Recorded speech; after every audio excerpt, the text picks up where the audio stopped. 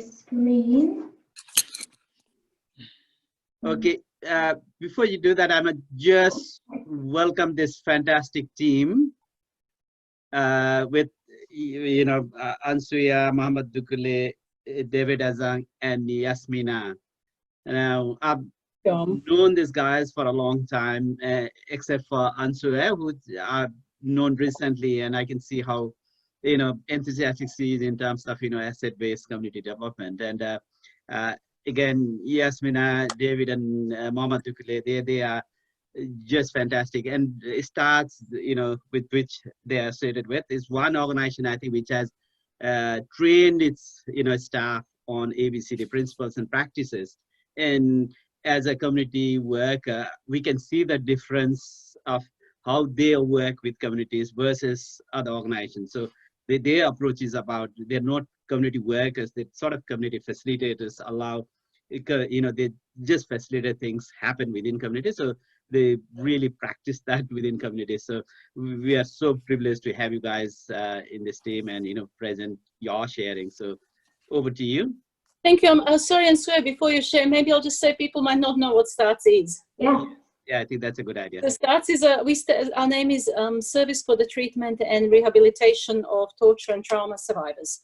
So we work with refugees in New South Wales. We're a statewide service, and our services include counseling and psychotherapy, but also community development work, and you'll understand why shortly, as well as work with young people, with families, with schools, training and research. We work with I don't know, about 100 different communities, I guess. And David and I have counted different refugee community organizations that we engage with. I think at the last count, we were about 200 different organizations that we work with. Yeah. And we're all part of the STARTS community services team, all four of us, but we work in different projects on the team. And Suya is our evaluation person. So yeah. Thanks, Yasmina. Okay, so okay, so thanks everybody for joining us this evening from all over the world. So I'm really happy to be here with my colleagues who will introduce themselves in a second. But our presentation today is called Activating Community Assets Through Social Capital in the Context of Refugee Resettlement. So my name is Ansuya. As Yasmina said, I work on the community services team and I'm the evaluation officer. So I'll invite my other three colleagues to introduce themselves now.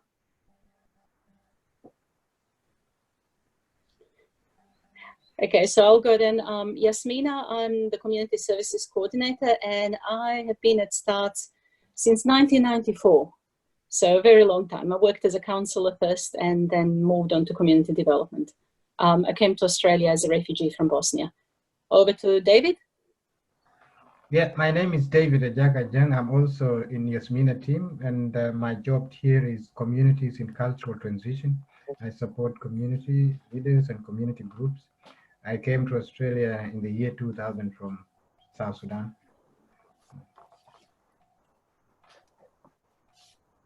Mohammed. Hi everyone, my name is Mohammed Dukle, originally from Liberia. I'm a social worker in Yasmina's team. I'm part of the school liaison officer, part of the school liaison program. And I've been in Australia since 2005. Thank you. Thanks, Mohammed. So the goal of today's workshop is to explore. I turned off my video. I think it's more important for you to hear me than to see me because this internet connection's been a bit sketchy today.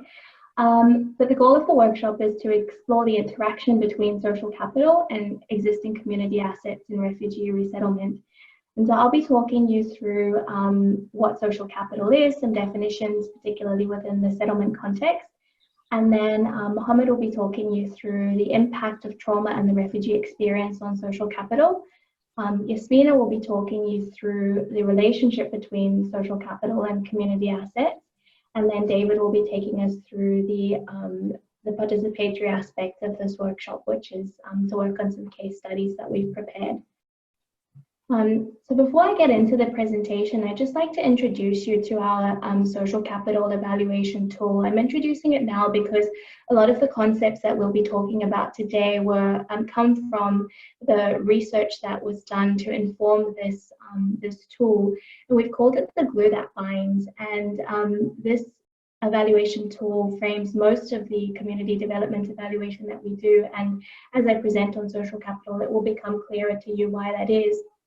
But also just to mention that we offer trainings on how to use this evaluation tool for your particular projects. And we're also able to develop evaluation plans, tailor-made evaluation plans to your project. If that's something you feel is useful for you, then you can get in touch with Yasmina or myself. So we're just going to start off with the definition of social capital. So what is social capital?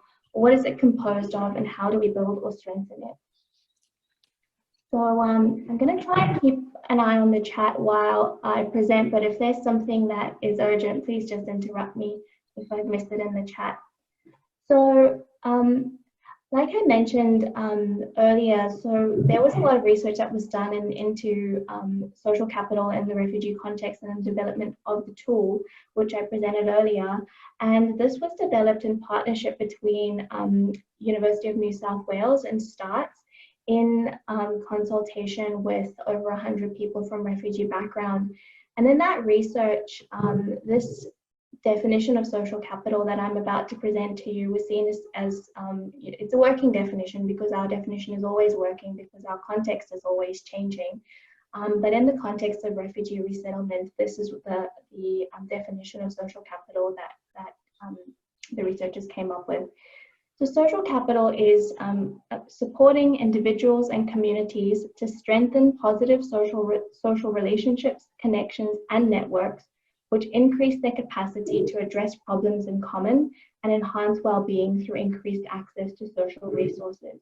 So very simply, social capital refers to the human connections, the social relationships that we share that allow us to access things that maybe we wouldn't be able to access on our own, and that help us as individuals and communities to function at our fullest potential. And ultimately, that access to social resources through those connections, friendships, relationships that we share enhance individual and community well-being. And there are several components of social capital. The first of those are the social relationships, connections, and networks. And social connections are formal or informal connections and relationships between individuals and groups. So this can refer to anything. Networks are any highly bonded group of people. So that can include families, it can include church groups, soccer teams, any networks where people are drawn together and share highly bonded connections. And this is social relationships and connections are the heart of social capital. And then we have relational norms, and relational norms are also a key component of social capital, and they refer to formal or informal group-held beliefs, values, and understandings that guide behaviors towards each other. I like to think of relational norms as unwritten societal rules. For example, if I were sitting on a bus and there were no seats available and an elderly person stepped on the bus, as a younger able-bodied person, I would be expected to stand up and offer my seat to somebody who's older than myself, and that there's no law that compels me to do that. There's no consequence if I don't, but it's in the society that I live in, it's a group-held belief and it's an expectation. And one of the most important relational norms in social capital is reciprocity. I mentioned to you earlier that social capital refers to the connections that can help us get from where we are to where we want to be. And without reciprocity, that can seem a bit like we're using people or exploiting relationships to get ahead, but that's not what social capital is about. When it's mutual and it's beneficial to both parties, reciprocity is important in that context and is a really integral part of social capital. And then we have social capital enablers, which is also a really vital part of social capital. And what's interesting about the research that was conducted by University of New South Wales in collaboration with STARTS was that usually social capital enablers were seen as an output, but actually this research shows that social capital enablers are integral to the development of social capital.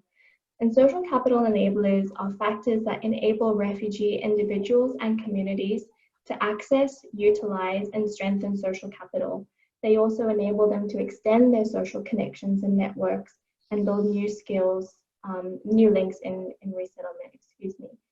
So in the diagram on the right there, you can see some of the things that enable social capital, and that's participation and design in programs, participating in directing social policy, good communication, feeling safe, strong leadership. All of these things enable those social connections to form, and it's through those social connections that networks are built, and through those networks we can access social resources that we might not have been able to access on our own. So then we have social resources and community and refugee communities. So through the networks that we build and through the social capital, these are some of the resources that we might be able to access. And also, not only are we able to access these things through social capital, these things also enable social capital to develop within communities. And they can include money, community infrastructure, community-run organizations and services, appropriate settlement services, emotional support, employment pathways, educational pathways, cultural activities, and social, recreational and sporting activities. And like I said earlier, these are specific to the resettlement context and have come about as a result of extensive consultation with people from refugee background, and these are resources that were seen as most valuable. So there are three types of social capital. There's bonding, bridging, and linking. The bonding social capital refers to the connections that we share within close networks, within families, and between people from same cultural background. But usually bonding social capital, it happens within a social network, whatever that network may be. The bridging social capital refers to connections between networks, between communities. So in the resettlement context, for example, a lot of START's community development program focuses on bridging social capital between refugee communities and the broader mainstream Australian society. We also have some projects that look to build connections between refugee communities. For example, we may have an event that involves the Tamil Women's Development Group as well as the African Women's Development Group, and each of those communities will have assets that the other doesn't. Some will be common, but some assets will be unique to those communities. And through building those connections, those communities are able to share resources that are mutually beneficial. And then linking social capital refers to connections between individuals and communities and people who have more power. So that could be people in government or people in positions of authority. So that's linking social capital. And what's important to understand is that social capital is not linear, but that it's cyclical. And Yasmina will speak to this diagram again a little bit later. But what's important to understand here is that the two squares, we've got social capital in one, and then we've got enablers and outcomes of social capital. And like I said, in other models of social capital, these things like social and political factors, individual capacities, and community capacities are seen as things that come about as a result of social capital, where this model recognizes that those capacities, those assets within communities are essential to forming social networks and accessing resources. So it's not as though, once social capital is established, then you can enjoy the benefits of these things, but these things are interdependent and mutually reinforcing. So I hope I didn't go over time, but I'm going to hand over to Mohammed now to take us through the next section. All right. Thank you very much, Ansuya. I hope you can hear me, right? I am not muted. Okay.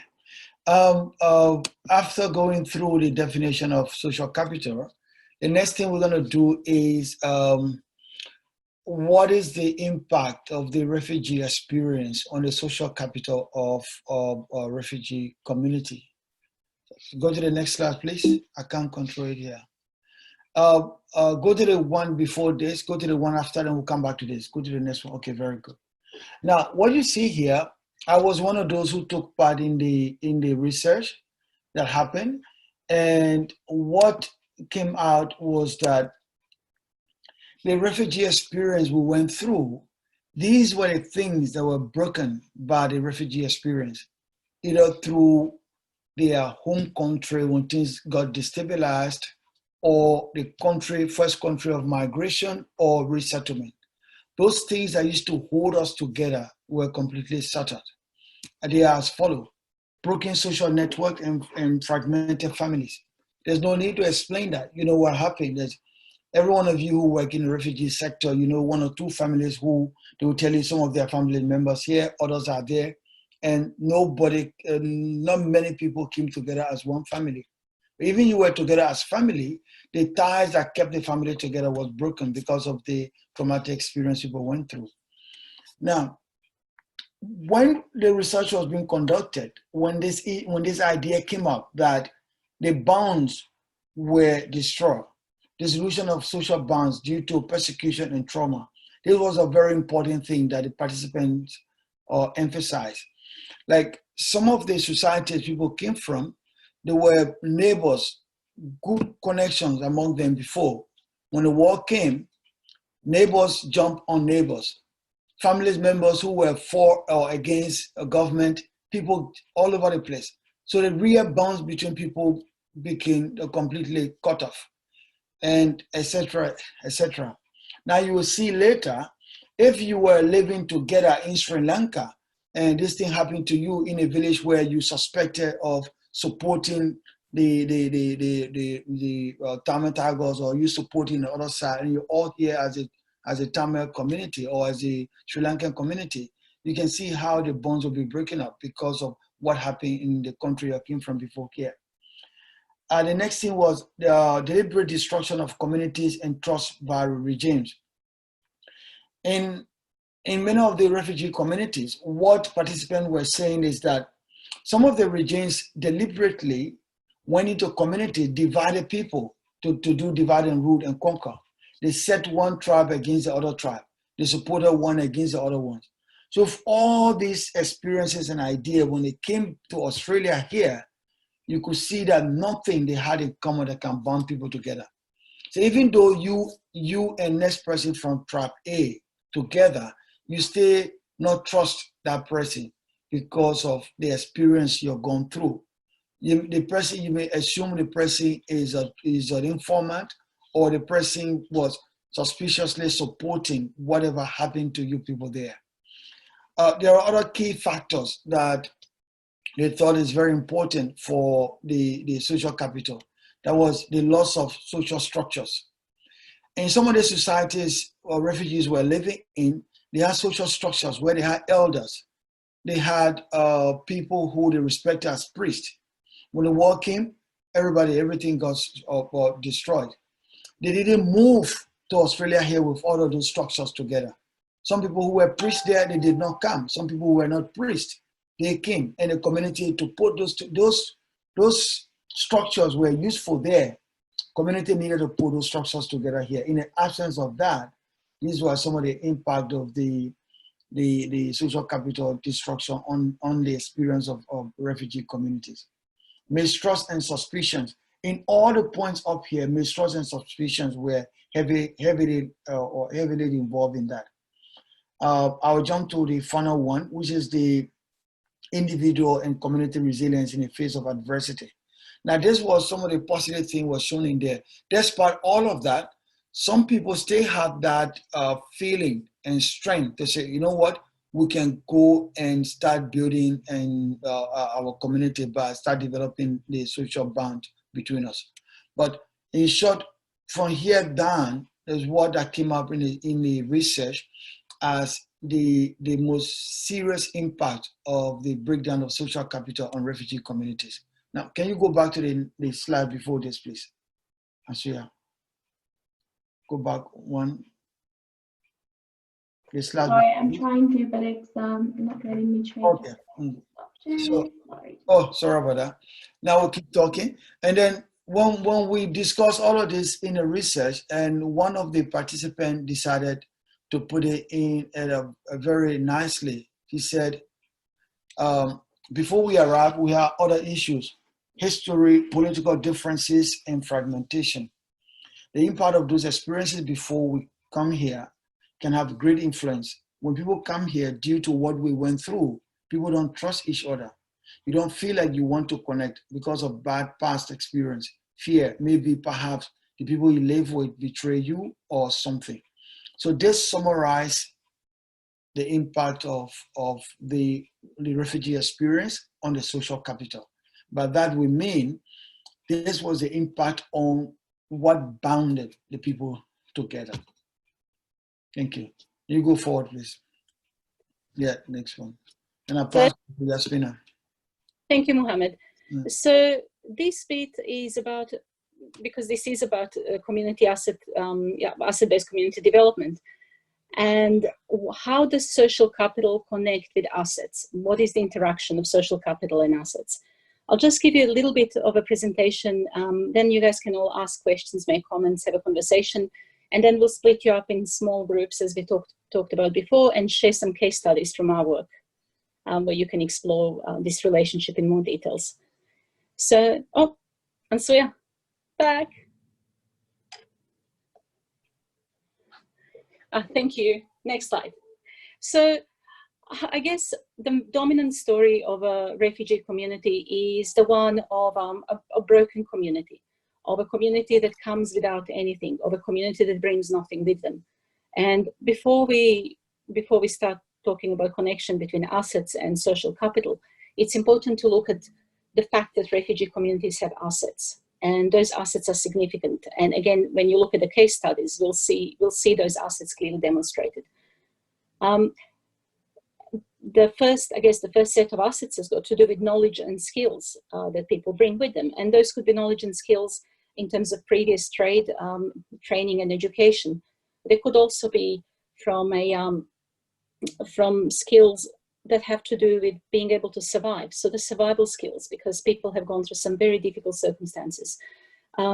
Also motivation, drive to make a better life for themselves and their families. That's an incredibly important asset. People then also develop, one of those skills is an ability to adapt and work the systems. If you have survived refugee experience, you would have potentially gone through many different countries. And that can result in a great ability to work the systems. People bring with them small business skills and an ability to start those small businesses. And there has been quite a lot of research in Australia about small businesses in migrant and refugee communities. So that's incredibly important. Elders and the wisdom they bring with them is very important as well. Young people who can learn quickly, and while they struggle to bridge the gap between their original culture and the culture of a new country, the learning and the ability to bridge that gap are a significant asset for the community. Culture, dance, music, food, art, craft, all of that comes with people. All of those things are there. Interesting one for me was that I've learned was the conflict resolution process. And when I worked with South Sudanese community, David will, might mention that at some stage. The fact that there were elders in the community who had skills in conflict resolution in both Australian and South Sudanese context, that was incredibly important to solve both family and inter-community disputes. And social capital. So we've talked about social capital. Social capital in itself is an asset. And it's one of the most important assets that the community has, and that the community can start rebuilding its life. So even though social capital is impacted on by exposure to state terrorism and organized violence, social capital is also maintained. Some of you have probably heard about the Lost Boys of South Sudan, a group of young, and David can tell us more about them, but it's a group of young boys, mostly boys, but some girls as well, who were without their families, and they lived in Kakuma refugee camp. Those kids have bound together to survive, and the social capital they built was transferred with them to the new country. So in Australia, in the US, there are associations of lost boys of South Sudan.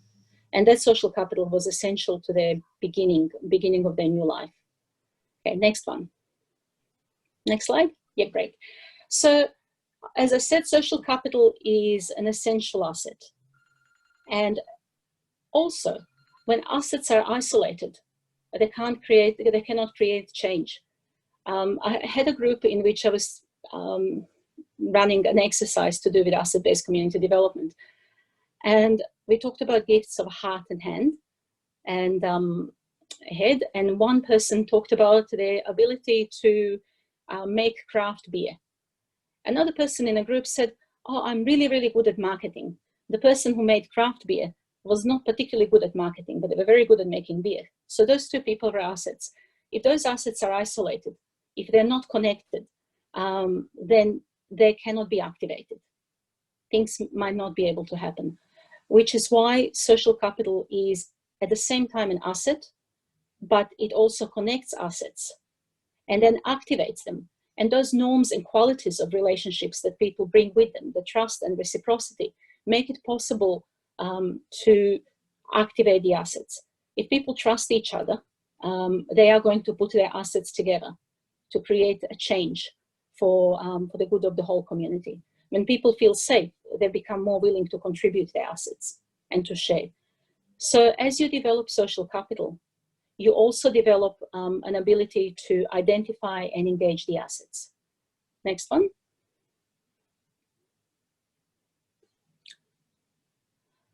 The other thing to keep in mind is that because we come from a place where we work with people who are trauma survivors, we perceive asset identification and building of social capital as two important elements to contributing to communal recovery from trauma.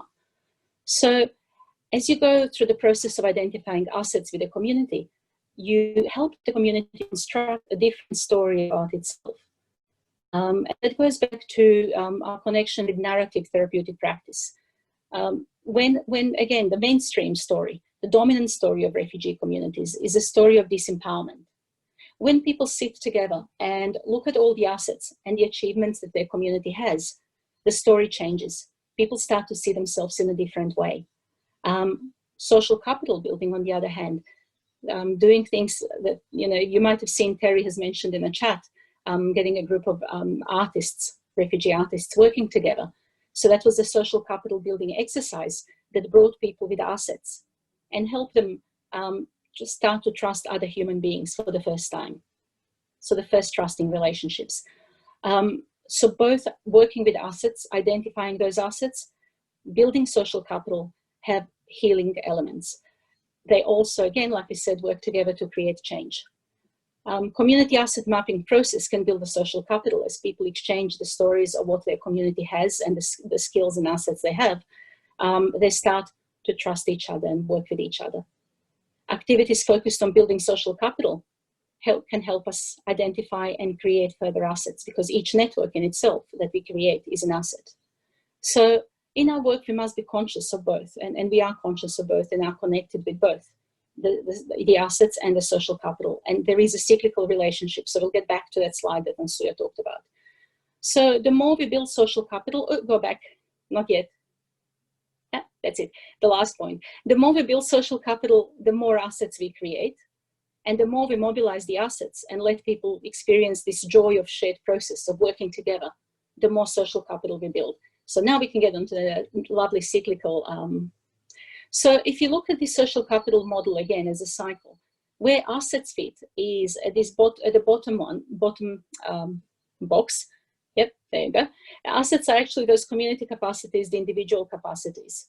They are the assets. So assets are really enablers, things that help us build social capital. However, they are also an outcome of social capital. So as we increase our social capital through the use of assets, we also continue to build assets. And hence the cyclical relationship between assets and social capital. The other important thing to think about is you can see that social capital comes with different types, bonding, bridging, and linking. And with that, each type of social capital has its use as an asset in community development. Bonding social capital has got to do with the community and its recovery and mobilizing the community from inside out. Bridging social capital has got to do with connecting with communities other than your own, and coming together to achieve something that benefits various communities. And we have an example that David and I are involved in called Refugee Communities Advocacy Network. And that brings together members of different refugee communities to advocate on issues of common concern. And then linking social capital is an important asset when one wants to make change with policymakers, politicians, and influence bigger systemic issues for our community. So I think I'll stop here. I guess the most important thing to take away from it is that refugee experience impacts on social capital, and social capital is inherently linked with assets in any community. And that building social capital increases connection between assets, creates new assets, while identifying assets in turn increases social capital. Does that make sense? I hope it does. So we could let you ask some questions, and then David will explain to us the case studies that we can play with. And I'm going to have a look at the chat as well. When you tell us what question you have, tell us who you would like to ask that question as well, so we don't start talking at the same time.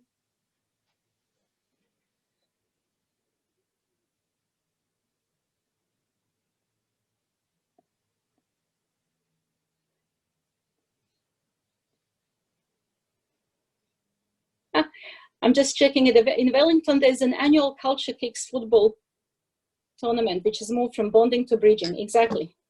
And that happens here in Sydney as well. Okay, I think had a question. I guess one thing I wanted you to sort of share is like, how do you approach working with the communities? Just a quick example of, say for example, you did that community consultation with us, how you support by stepping back.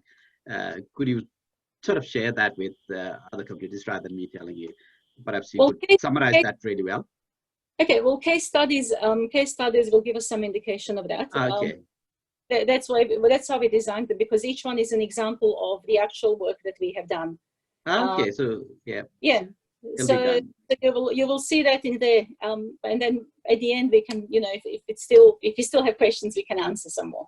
Okay, thank you. Yeah, and especially when you see something in a case study, you ask a question: why did this happen, and what were you thinking? Then we can link that to our understanding of how to apply for asset-based community development or social capital building. Thank you. I'm answering in chat. More clear. But Hong, it will become more clear in the case studies as well, because you are going to get examples, real life examples of us helping communities use their own assets to create social capital, and of using social capital to mobilize the assets. So that's where the practical bits come in. And we are going to move from one room to the other. So we'll see how many people. We've got 21 people. Fantastic.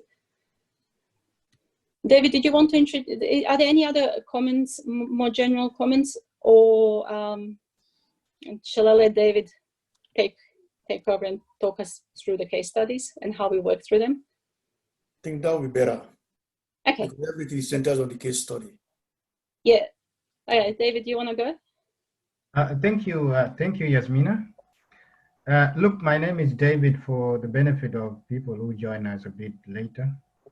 David Ajang, I'm in Yasmina team. We work both, 4 of us work at START. We have 3 case studies: case study 1, case study 2, and case study 3. And I hope everyone have got one, isn't it? They were all supposed to have been sent to all of you. Okay, Have you? that's true. And the way, how are we going with time? My understanding is that we will have 50 minutes in our groups. We were expecting maybe 30, but now since we have 20, I think it will be 5 people per group, maybe 4 groups, I think. So, and the way it will go is you pick only one case study. And the case studies are divided into 3 sections. So we expect you to go by sections. You read the portion of the case study and answer the questions that follow. And then you go to the next one. And if we divide 50 minutes to 3 sections of each case study, that will give us roughly maybe 16 minutes. So the idea is make sure that you have a go at all the questions to complete the whole case study. So not to spend a lot of time in one part of the case study. I know you can manage that. And I think that's it. And I think the idea with the case study is to give you the practical part of it. So everything that my colleagues have actually talked about will come through those questions we ask. So we will come back after this and ask you the questions. What were your learnings? So you might note your learnings because we will share it in this big group when we come back. So is there something to be said before we go to groups? Yasmina and Suya and Mohammed?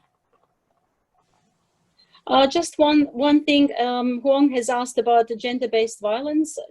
Just a quick answer, Huang, in terms of how you use social capital to deal with gender-based violence, there could be many ways. But for example, if you build a group or support group of women, then you are providing a support group of women trust each other when they get together.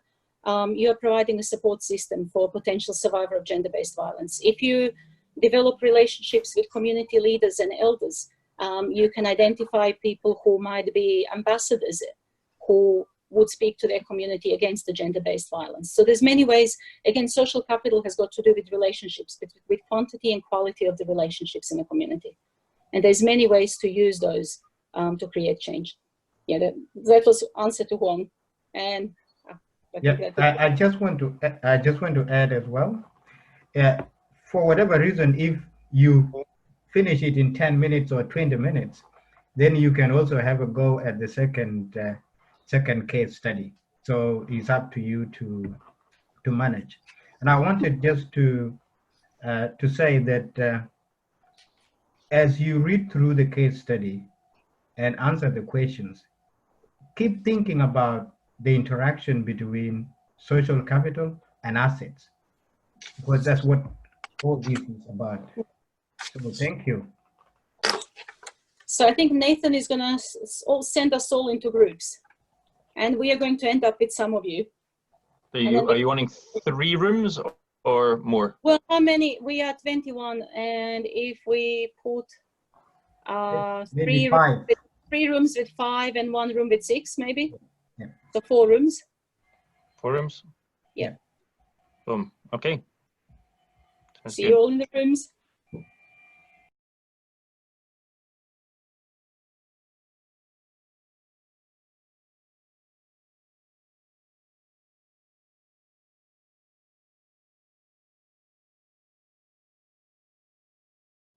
Not doing it for them, helping them to see what needs to be done, and then getting into them to unleash their own potential, or harvest their assets put together for them to do for themselves.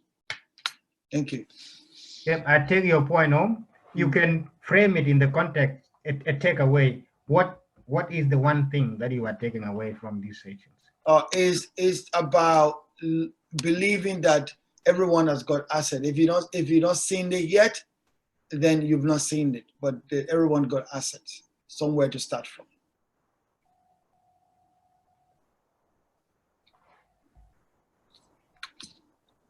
But I'm not a facilitator, but I would really love to hear from Chris and Terry. They have some wonderful ideas. Okay, I'll go. But my takeaway is that the people that start the staff and the people we've met today really know all about ABCD and community development. You just come up with some terrific insights and ideas. There's Mina's presentation and everybody else's presentation was good, but also what we heard from those 3 case studies indicates you really got on top of it, doing a fantastic job with it. And that's very refreshing at the end of 2 days of listening, because a lot of groups just, they get a few concepts, but they don't get the basic ideas. But I guess you guys really have it. Yeah. I worked on, so for one of our local voluntary umbrella organisations, I worked on an event last year that was around asset-based community development. We called it Knowing Your Assets from Your Elbow, which was gently amusing, but worked. And it was really interesting because before that, I thought I knew what asset-based community development was. And after it, I had a much, much better idea of what it was, because I had to study it to be able to then bring together a conference, if you like, which was a completely different conference from the norm.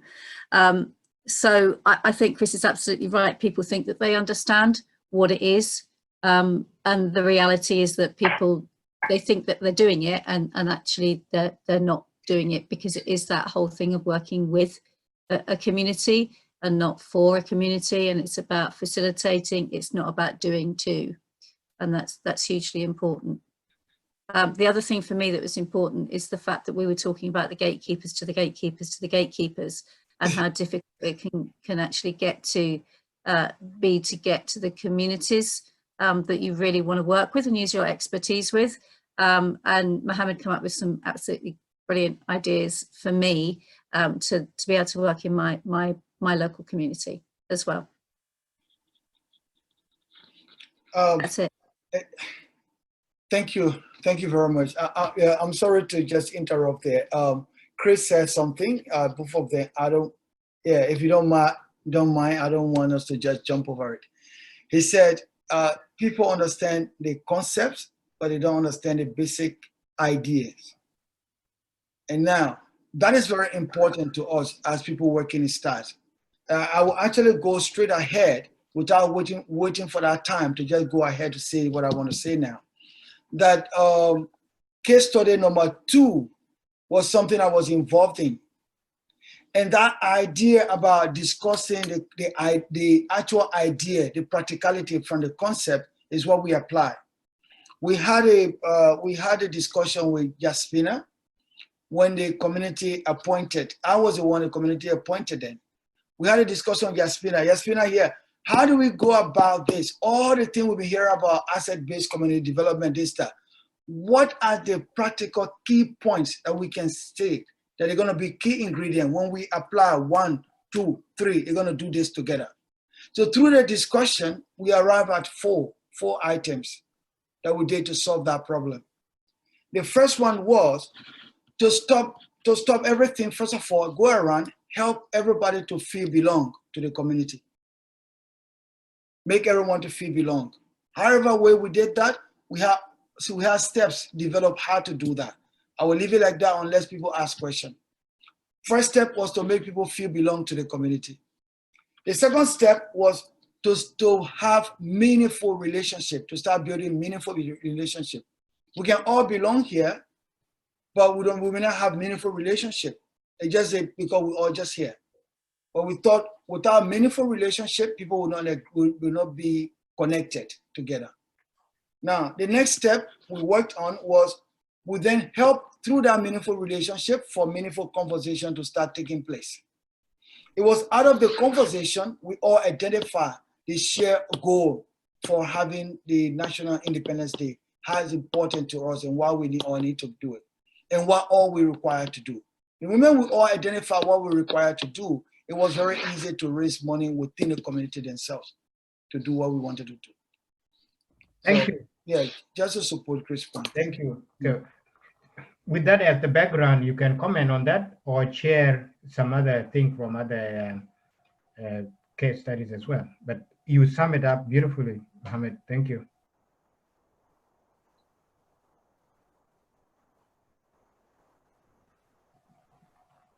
Next person.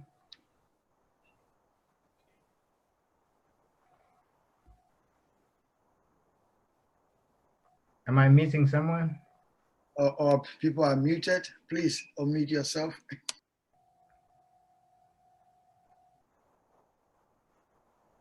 Yeah. Mommy, I want to go. I think Hello? Yep, we can see it. Sorry, I'm at the school drop-off time, so that's why I'm in the car here. So if you hear any kids in the background, that's what it means. Right. Okay, so just 1 second. Look, I think what I would say is what my take-home message is, obviously looking at the asset-based approach, is you're not always going to help. Because if you go in thinking that they need me more than then you sort of go in thinking I need to help them. But I think working with what people have empowers them to be able to want to make the next step. So I think understanding where people are and also being aware of our own biases, because our biases a lot of times will make us think I'm more knowledgeable in this group more than this person, or you might have your own negative biases. And I suppose having those, being aware of those biases and how to manage them whilst working with people in this community, I think is very important, because I guess the relationships that you build will be able to assist you to do what you need to do. So I think that's my take-home message. Yeah. Thank you, Liz. Next person. I can just say ditto, because that's actually what I wrote in the chat, the importance of having equity within the group and everyone being treated equally. Yep. Thank you. Yeah, my take home definitely is putting the two concepts together. I've probably looked at social capital quite a lot over the years and sort of thought about it, but I hadn't probably put it in the ABCD context. So the two coming together and making sense for me tonight, and just that basic principle of facilitation and letting people go like a child. You've got to teach them to fly and let them fly. I think that's the general takeaway for me, is that that there is assets in any group of people that you work with. Yeah. We're going well. Fantastic, Hello. David. I Hello. haven't heard fantastic from you even now, David. Yeah, we'll come, John. Okay, good. Yeah. I think I wrote reframing, and I think as part of that, moving a community worker concept to a community facilitator is one thing. I think where we, as a community person, like step back to allow community to do things for themselves. So that's one example of what I meant by reframing. And secondly, it's all about whoever the person is. Again, I think this has been emphasized over and over again that people come with passion. If you simply touch their passion, they will be passionate, they'll open their eyes, and they'll be engaged. So that's where we touch on, and that's where we go to the next step of what their assets are and build on that. So I think those are sort of the key takeaways from me to reframe and then do that. Thank you, I Jonah. think one thing I would like to leave you with as well is to understand how what regimes that refugee communities are exposed to, what they do to people. They destroy relationships on purpose. If the relationships are not there, people can't challenge the regime. Therefore, regimes destroy relationships. And the same way that depression and anxiety can't be left behind, but once you land in Australia, these impacts on a community level can't be left behind. They come with you. And it's normal, we often get told that you migrants, you should leave your grievances back. You're now in Australia, you should be fine. And it's not. And so it then gives you additional responsibility when you understand how the healing has to happen on a community level, and how ABCD and an understanding of the concepts of social capital enable that healing to happen. There's this element which is a healing and recovery on a community level, which is why a service like us gets involved in doing community development. Yeah. Thank you, Yasmina. Jonah, you had your... Yeah, you are muted. Yeah. Okay. Hello. One thing that I would like to leave our group with is that we must exercise power effectively, and that caring is very important. How we care for people that we work with in different organizations that we work with is very, very important. Yeah, that's all. Thank you. Thank you. Thank you, Yone. Next person. Yes, Muhtaza. Yeah. Welcome. Yeah, I think, you know, as a community worker, it's very important, you know, to think about the sustainability of the work you do with the community, you know, empower them, because already you don't come from nothing, you know, already these communities, they have the assets. How you make sure these assets, you know, will be going on for the next generations. Yes, sustainability. Thank you. Okay, Amadou. Amadou, yeah. Here is we need to listen and try to build trust with the people that we work with. Don't try to be judgmental. Okay, thank you, Amadou. Next person.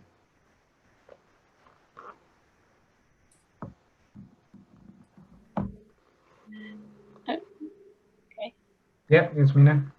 Well, one thing, if you guys are interested for after, there's one community or very diverse community that we've worked with, and we have a new project. It's working with refugees who are LGBTIQ+, who identify as LGBTIQ. And we've just recently got funding from Went West to deliver training to organizations who are interested in learning how to work with this particular group. And we have a group of about 30 people with lived experience who are involved in the project at the moment as co-trainers and co-facilitators of training. And it can be delivered online as well. We're seeing, you know, Zooms here. Let us know if you're interested in that particular thing. I thought when we talk about, you know, listening and caring and communities that might be the most disempowered within the refugee communities that we work with. So how are we going with time? With 6 o'clock is the time, isn't it? Yeah, so 2 minutes to go. Almost 6. I might take it back to, give it back to Omd or Ansuya.